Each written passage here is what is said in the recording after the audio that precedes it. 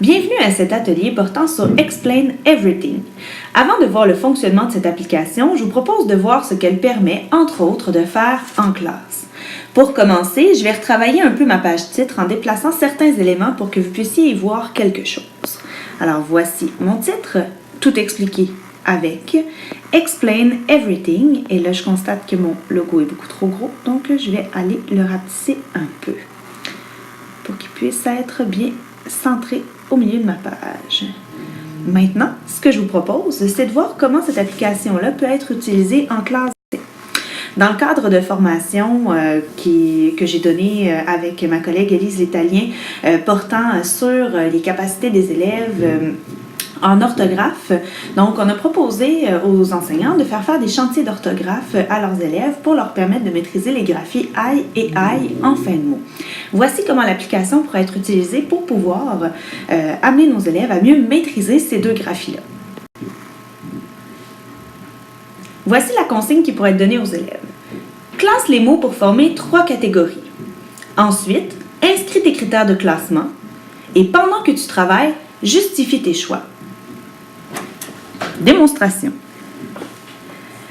En regardant rapidement la liste de mots que j'ai devant moi, je constate que certains mots sont des noms masculins, comme un chandail, un travail, un portail, mais je constate aussi que d'autres mots sont des noms féminins, une paille, une entaille. Et je vais aller classer les mots que je retrouve dans ces deux catégories-là en premier.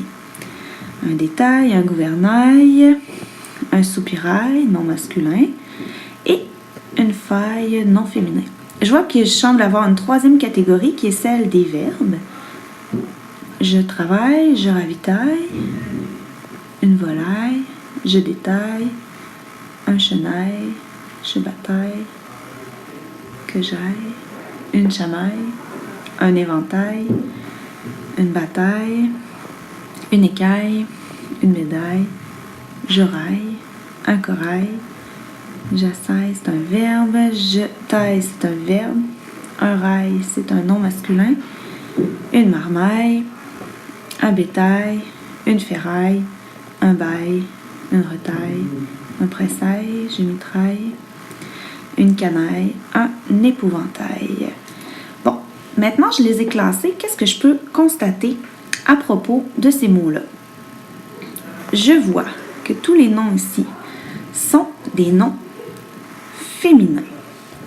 Je constate aussi qu'ils se terminent tous par A-I-L-L-E. Dans la deuxième colonne, j'ai des noms masculins.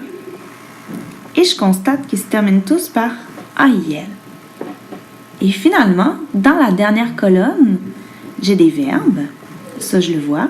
Ils sont tous conjugués avec le pronom « je » et je constate qu'ils ont tous la terminaison A-I-L-L-E.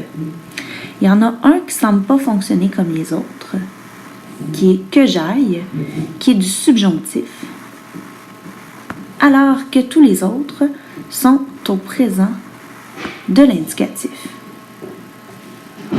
Donc, si j'en conclus, à partir des observations que j'ai faites, les noms féminins vont se terminer par A-I-L-L-E, les noms masculins vont se terminer par A-I-L et les verbes vont se terminer par A-I-L-L-E. Donc, ça devrait m'aider à pouvoir mieux rédiger mes textes la prochaine fois.